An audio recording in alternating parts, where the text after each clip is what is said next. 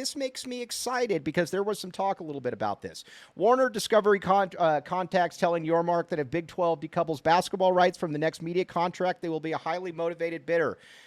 Inside the NBA, folks, possibly doing college basketball and doing the Big 12. Yes, please sign me up for 2 every single day of the week, Saul Bookman. We need these folks out there. This would be fantastic. I don't know if it would be the NCAA, the NBA folks, but I am excited by this because I think you'll see some of those tea leaves starting to happen if you see the likes of a Gonzaga or a UConn join the conference at some point.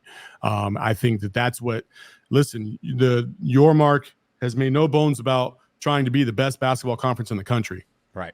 So if you start to see that kind of shift happen from a basketball perspective, you can just all but guarantee that they're looking at an opportunity like this to separate football from basketball and have more revenue come in from a basketball perspective, which would be incredible. And again, that's just great business. That's good business. And again, when you say you're open for business, he means he's open for business. When you've got entities like that coming to you and saying that if you're going to, decouple and turn this into some basketball only stuff, we're very interested. That means that you've got a product already that people are starting to buy into, that people are intrigued by. And if you've got that inventory there as well, that's a big part of it. And he said this a bunch of times, and his Clark, who's kind of his number 2, made the point where he said, listen, obviously football's king. We know all of that. But guess what? College basketball runs March, and all of that primetime inventory from January and February, that is all college basketball. So the whole idea that when somebody tries to say it's a spit in the bucket compared to football, no, it's not, because you can just tell by the months that it controls.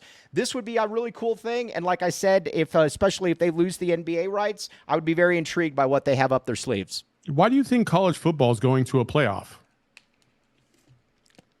Hello, March Madness. Correct. Like it's just more exciting. The hype behind a 12-team or 16-team tournament in football is going to try to rival what they've done in the basketball space with March Madness, because March Madness brings in significant revenue. It's not something to just be like, well, they bring in a fraction, so it's not worth it. No, if that fraction still brings in like $1 billion every 5 years, then you got to go with it, and you got to recognize that that's a thing. Yeah. So it might not be the mega billion-dollar deal that college football is going to bring in, but it's still significant, especially for a broadcast or an entity that just lost the NBA.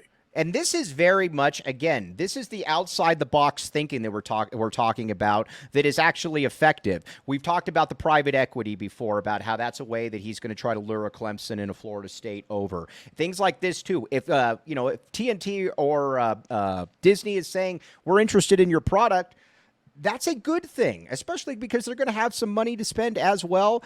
Dennis Walsh says you could see NBA Les Turner getting very motivated. Well, like I said, I'll be interested to see how this plays out. But listen, it's the best basketball conference going. And another thing, too, in one of the subtweets was that they're very enamored by the fan base because, again, you know what you don't like necessarily broadcasting? Games where there's nobody at them. There's going to be games at the Big 12. That is a huge part of this. Nothing looks worse than having a game where there's 10 people in the stands as opposed to it's a rowdy environment. People tune into that stuff, Saul Bookman.